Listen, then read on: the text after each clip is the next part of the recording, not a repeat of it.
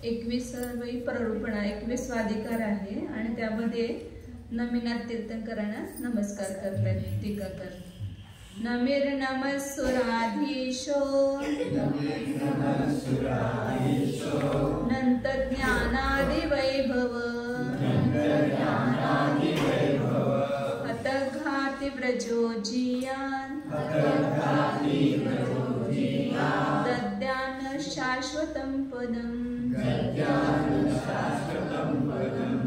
नमिर्नमस्सुराधीशो नंत ज्ञानादिवैभव हतघाति व्रजोजियान् दद्यान् शाश्वतं पदम्.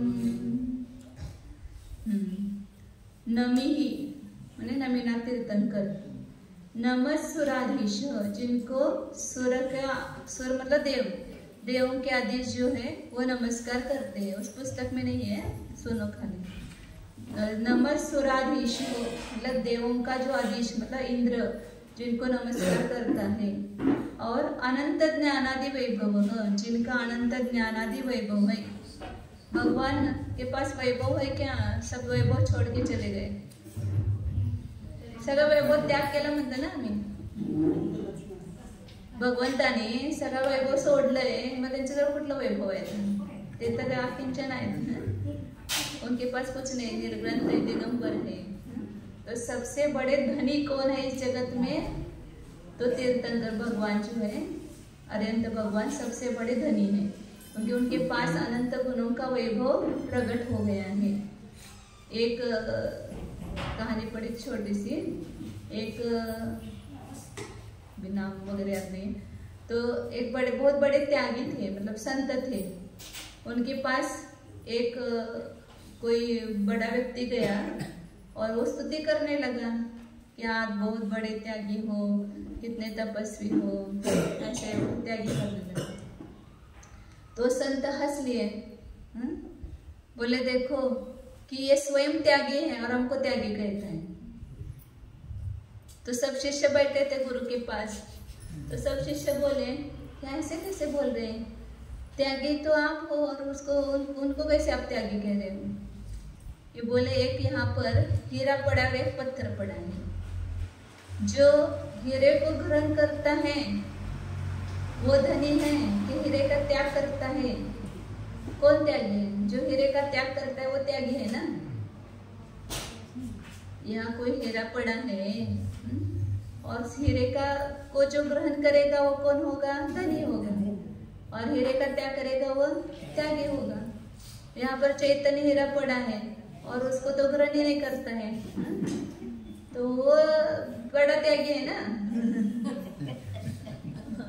हम तो चैतन्य हीरे को ग्रहण किए हुए तो हम सब बड़े धनी हैं. तो कौन त्यागी है? सच्चा त्यागी. वास्तव में संसारी सब जीव जो है वास्तव में सच्चे बड़े त्यागी हैं. उन्होंने अपने वैभव को छोड़ दिया है और जो अपना वैभव ने उसको ग्रहण किया है. दूसरे के धन को ग्रहण करने वाला कौन है?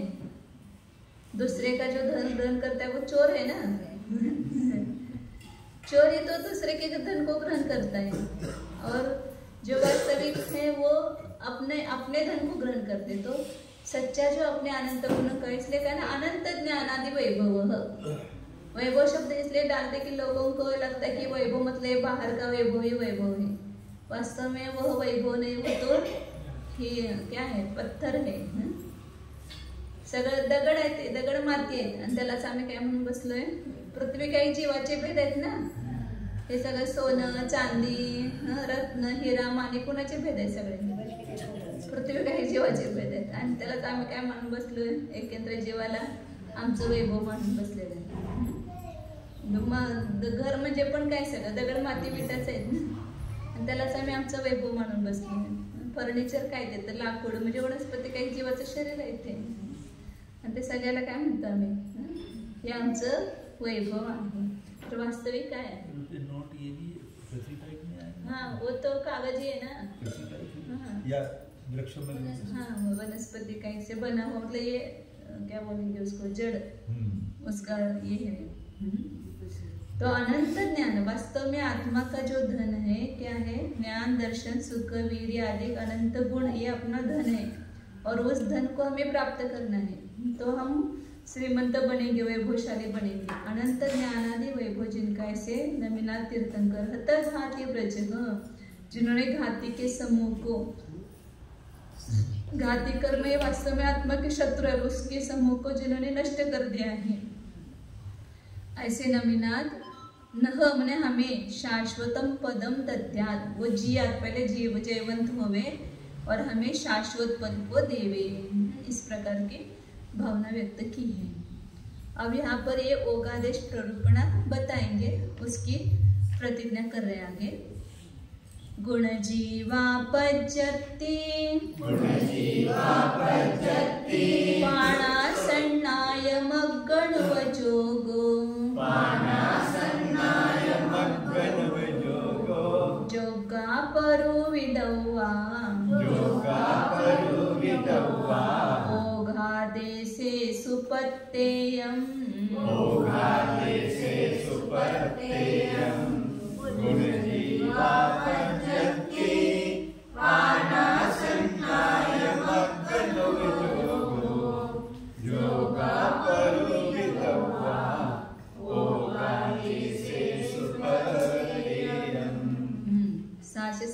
नंबरची गाथा आहे। आता हे सांगितलं पहिलं सुरुवातीला, आता नवीन लोकाले ओघादेश मध्ये काय सांगणार तिथं? गुणस्थान कोणत्या 20 प्ररूपणा ते सांगितलं अगोदर। गुण जीवा पज्यती, गुणस्थान, जीव समास, जीव म्हणजे जीव समास, पर्याप्ती, प्राण, संज्ञा, मार्गणा, उपयोग, जोग, आता योग्य, याच्यामध्ये काय करायचं? ओघादेशे सुपत्तेयम जोगा पूर्वीदवा, ओघ म्हणजे गुणस्थान आणि मार्गणा स्थानामध्ये प्रत्येकामध्ये योग्य जे आहे त्याचं निरूपण करण्यायोग्य आहे, म्हणजे कोणत्या याच्यामध्ये कोणतं आहे। आता नवीन काही विषय सांगणार नाहीयेत आपल्याला, फक्त जे सांगितलेलं आहे त्याच्यामध्येच जे विशेषता आहे ते सांगतात। तर आता पहिल्यांदा काय सांगतील तिथं गाथेमध्ये, तर त्यांनी फक्त मार्गणेमध्ये गुणस्थान घटवले आणि टीकेमध्ये त्यांनी जीव समास पण घटवले। ते पुढे थोडक्यात सांगणार आहे ते गुणस्थानामध्ये जीव समास, मार्गणेमध्ये जीव समास, परंतु त्यांनी आता प्रत्येक गाथेच्या टीकेमध्ये ते पण घटवले, दोन्ही पण। पहिल्यांदा कोणती मार्गणा आहे? पहिला 20 प्ररूपणा सांगा, पाठीमुळे तुम्हाला सगळे येते। अर्चना, सीमा, श्वेता, कोण सांगते सांगा? 20 प्ररूपणा सोपं आहे एकदम, 20 आता इथं समोरच आहे की तुमच्या। गुणस्थान, जीव समास, पर्याप्ती, प्राण, संज्ञा, मार्गणा 14 घ्यायच्या ओळीनं आणि उपयोग, असे एकूण 20 झाले। बाकीचे सगळे 6 आहेत, गुणस्थान, जीव समास, पर्याप्ती, प्राण आणि संज्ञा आणि शेवटचा उपयोग, आणि मध्ये 6 ते 19 पर्यंत काय? मार्गणा, असे 20 प्ररूपणा आहेत। आता त्याच्यामध्ये प्रत्येक मार्गणेमध्ये गुणस्थान घटवत आहेत। तर मार्गणा म्हणजे मार्गणेचे भेद दोन्ही घ्यायचे तिथं। पहिली मार्गणा कोणती आहे? गती मार्गणा। गती मार्गणेचे किती भेद आहेत? कोणते? गती, मध्ययोग गती आणि मनुष्य गती। दुसरी मार्गणा कोणती आहे? इंद्रिय मार्गणा। एकेकाने सांगा, तर सगळ्यांनी म्हणून सांगू नका। अर्चना, इंद्रिय मार्गणाचे किती भेद आहेत? कोणते? पंचेंद्रिय। श्वेता, तिसरी मार्गणा, काय मार्गणाचे किती भेद आहेत? कोणते? मग स्थावराचे किती भेद आहेत? म्हणजे किती झाले एकूण? काय मार्गणाचे 6 भेद आहेत। 5 स्थावर काय आणि त्रस काय? पृथ्वी, पाणी, अग्नी, वायू आणि वनस्पती आणि त्रस, असे काय मार्गणीचे 6 भेद झाले। प्रत्येक मार्गणीचे भेद लक्षात ठेवायचे। आता त्याच्यामध्ये किती किती गुणस्थान आहेत हे पण घटवलं की मग पुढे आलापाधिकार एकदम सोपं जातो। हे जर सगळं लक्षात आलं ना की कुठल्या मार्गणीमध्ये किती गुणस्थान असतात, किती जीव समास असतात, किती पर्याप्ती असतात, मग त्याला आलापाधिकार ज्याला घटवतात त्याला ते सगळं सांगता येतं आपल्याला। तर 3 आयाम हे झाले। आता त्याच्यामध्ये गुणस्थान किती आहे ते सांगतात। नरगतीमध्ये किती गुणस्थान आहेत? किती सीमा नरगतीमध्ये किती गुणस्थान आहेत? हा, कोणते 4? पहिलं, दुसरं, तिसरं, चौथं. गुणस्थानाची नाव सांगा मग ते 4. मिश्र आणि असंख्य. नरगतीमध्ये 4 गुणस्थान. याच्यामध्ये तिऱ्यांच्या गतीमध्ये कोणते 5?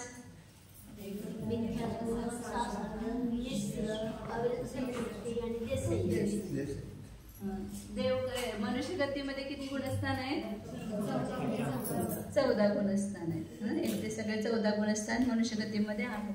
आणि देवगतीमध्ये 1 ते 4. सोपच आहे, म्हणजे सगळ्यांना माहित आहे.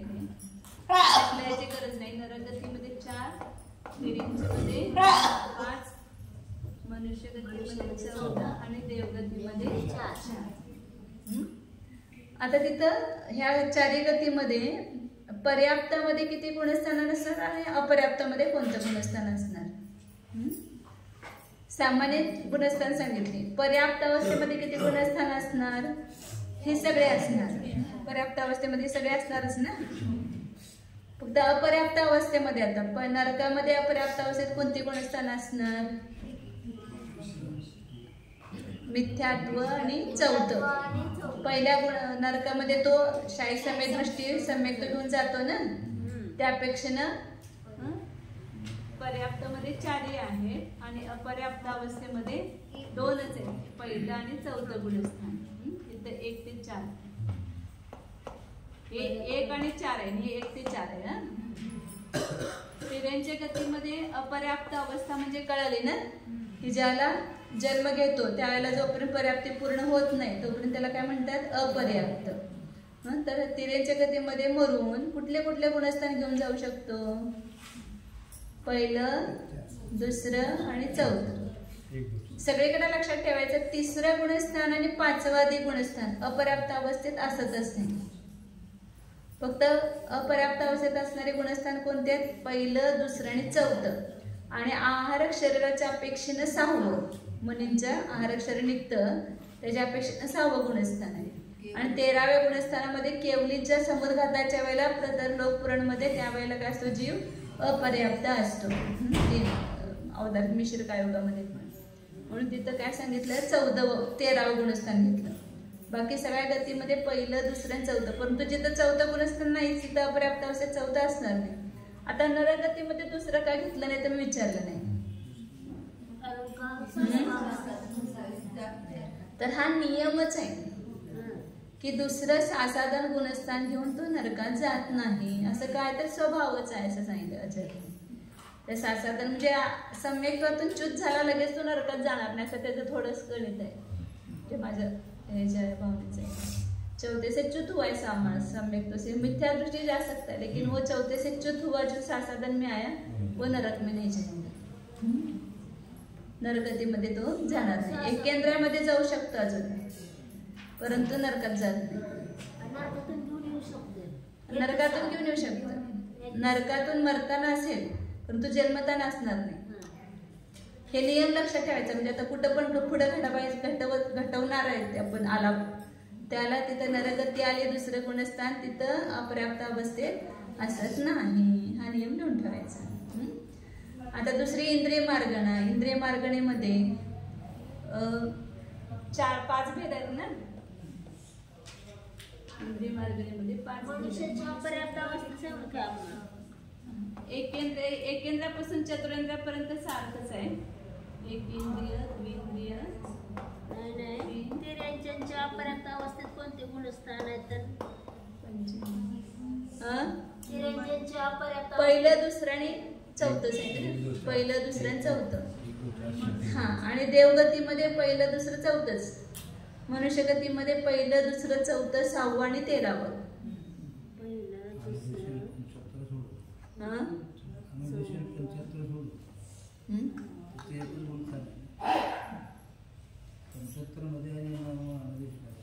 तिथं तर 4थंच असतंय की तिथं काही पहिले सामान्य देवगती चालले ना, विशेष नाही लावत. तर आता इंद्रिय मार्गणीमध्ये एकेंद्रिय, द्विंद्रिय, तृतीयेंद्रिय, चतुर्ंद्रियामध्ये किती गुणस्थान असतात? लिहायचे तर पूर्ण तुमच्याकडे नोट्स असेल आणि हे असेल ना त्याच्यात बघा. पहिलं एकेंद्रिय, द्विंद्रिय, तृतीय, चतुर्ंद्रियामध्ये पहिलंच गुणस्थान असतंय, त्यांना काही सम्यक्त होत नाही.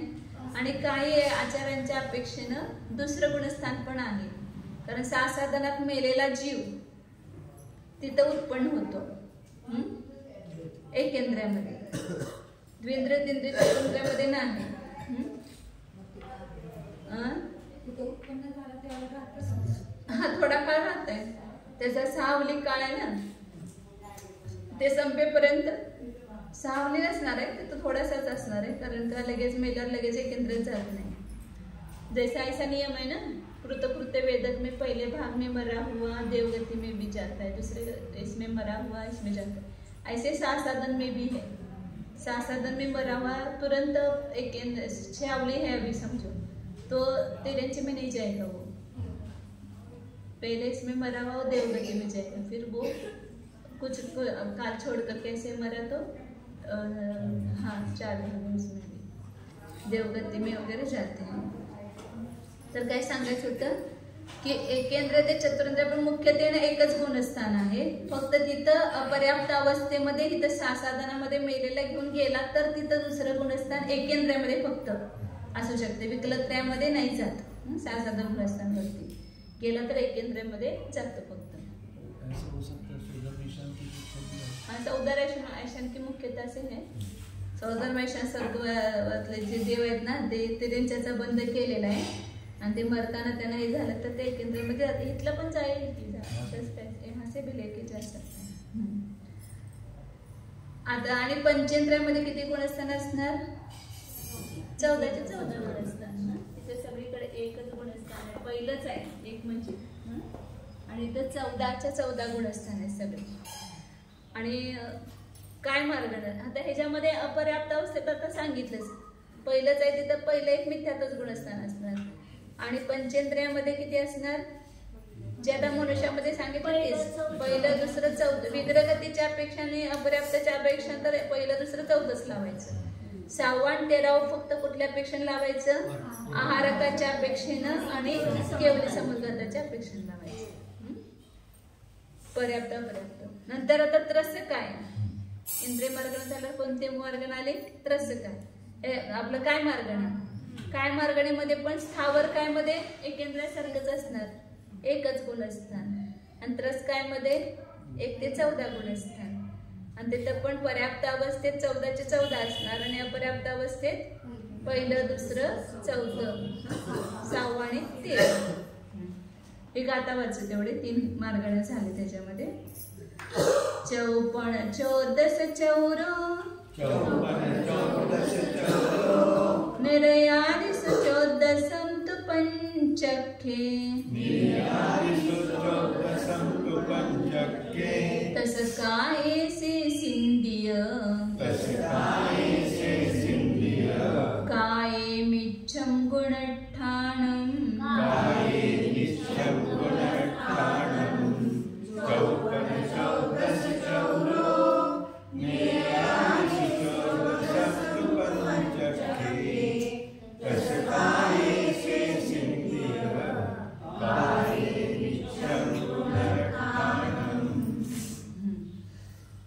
ते सांगितलं. आता आपण जे घटवलं ते निर्यादिसु ओळीने लावायचं. नरकाधिकामध्ये चौ म्हणजे 4, पण म्हणजे 5, 14 म्हणजे 14 आणि चौर म्हणजे 4.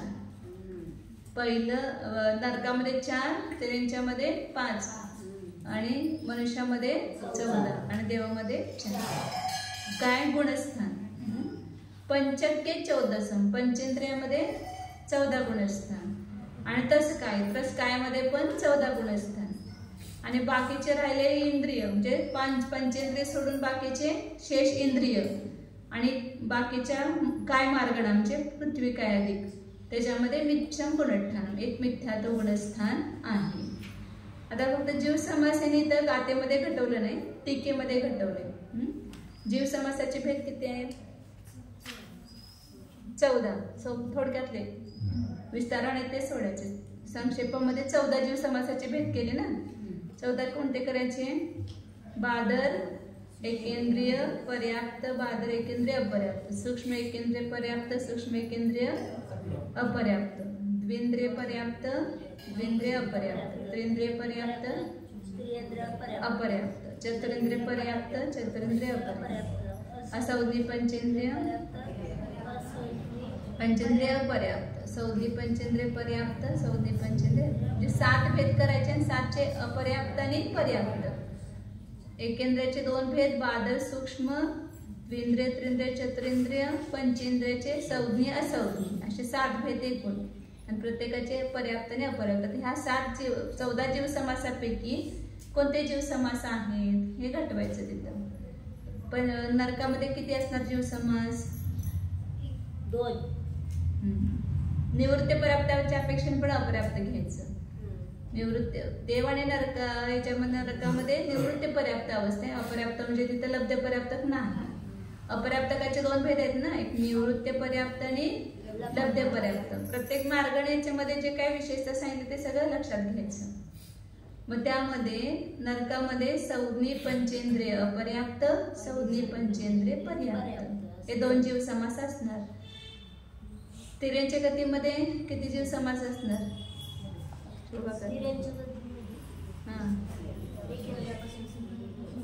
14चे 14 सगळे येणार ना, कारण तिर्यंच्यामध्ये एक केंद्रापासून सगळे भेद आहेत. पण 14चे 14 जीव समास तिर्यंच्या गतीमध्ये असणार. मनुष्य गतीमध्ये 14 असणार.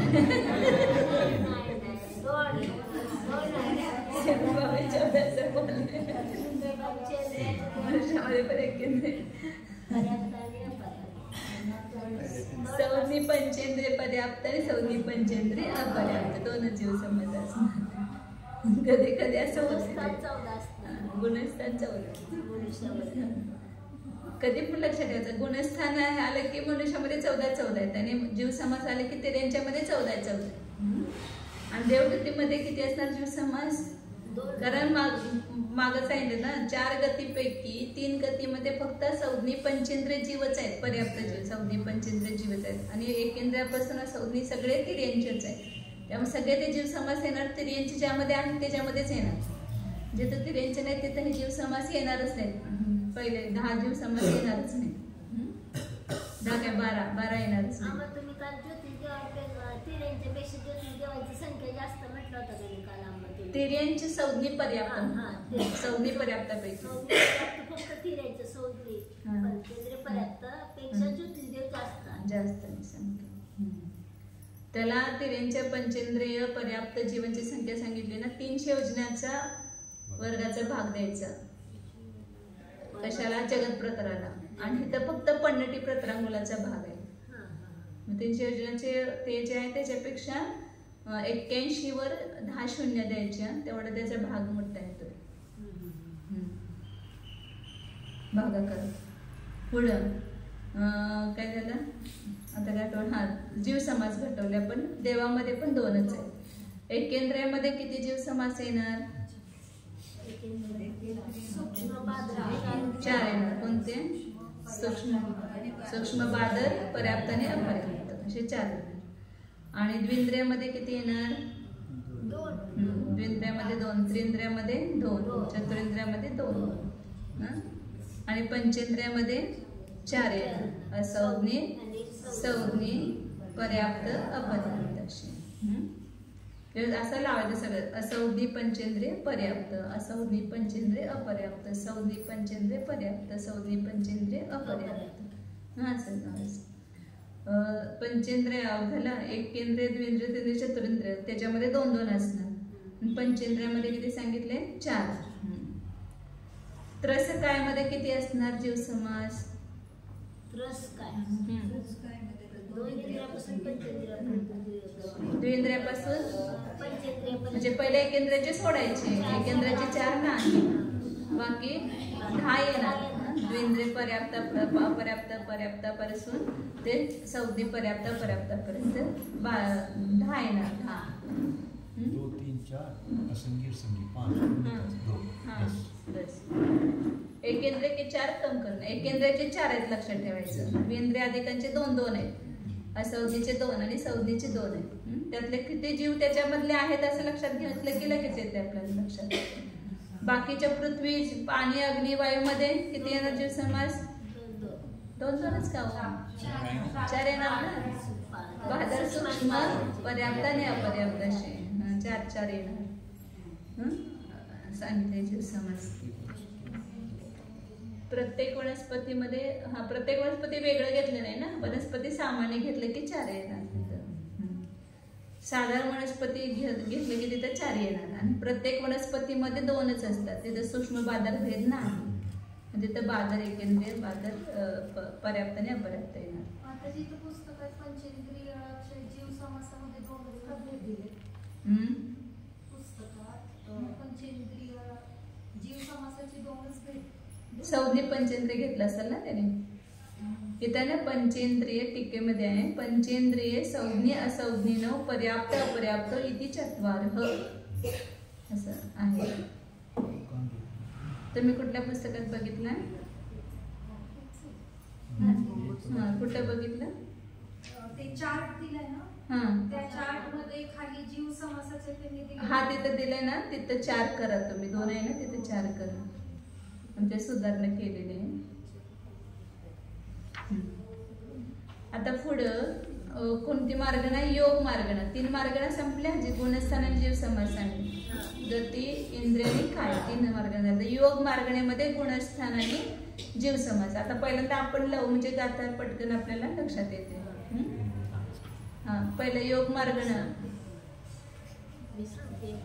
तुम्ही सगळं सांगायचं नाहीये. तुम्ही सगळं खाला म्हणजे सगळ्यांना काय मिळायचं.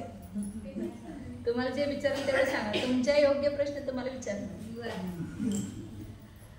मन किती? आता योग मार्गण्याचे भेद पहिला सांगा. कोणते? 15 भेद. मनोयोग 4, वचनयोग 4 आणि कायोग 7. कोणते मनोयोग आणि वचनयोगाचे भेद? कोणते 4? सत्य, मनोयोग आणि अनुभय मनोयोग. आणि वचनयोगाचे पण तेच. आणि कायोगाचे 7 भेद कोणते?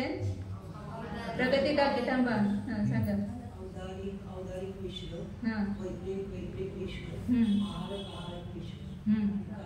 कारण कायोगाचे 7 भेद.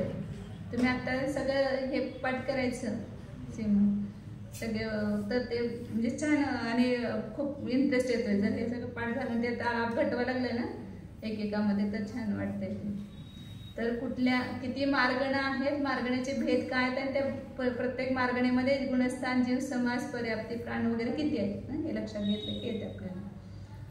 तर योग मार्गण्याचे सांगितले, भेद सांगितले. आता त्यामध्ये प्रत्येकामध्ये घटवायचे. मनोयोग पहिल्यांदा. मनोयोगाचे 4 भेद आहेत. सत्य, असत्य, उभय, अनुभय. आता त्याची 2-2ची जोडी करायची. सत्य आणि अनुभय आणि असत्य आणि उभय वेगळं वेगळं करायचं. कारण का त्यांचे गुणस्थान समान आहेत.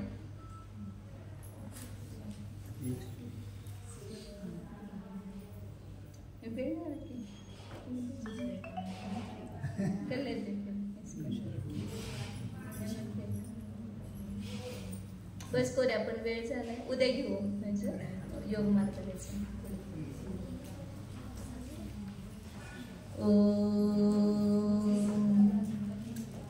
जाना हामी शुद्ध चैतन्यमय जीव जाणे, ज्ञान दर्शनमय आहे, आनंदमय आहे. हामी गुणस्थान, जीव समास, पर्याप्ती या सर्व भेदाने रहित एक अखंड अनादि अनंत न्यायक आहे. परमभाव पारिणामिक भाव स्वरूप शुद्ध चैतन्य स्वरूप टंकोत्कीर्ण न्यायक स्वरूप शुद्धोहम एकोहम द्योहम ओम. विसर्ग.